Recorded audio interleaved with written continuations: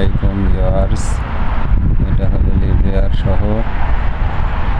আমি আজকে ঘুরতে ঘুরতে 11 তলায় উঠছিলাম, সেখান থেকে ভিডিওগুলো করছি। আপনারা সবাই দেখেন লিবিয়ার শহরটা কেমন লাগছে। এই যে দেখেন সবাই, মেঘলা মেঘলা আকাশ। এই যে একটা বড় বিল্ডিং হয়েছে এখানে, দেখেন আমি জুম করছি। বিল্ডিংটা কেমন লাগছে দেখে জানাবেন।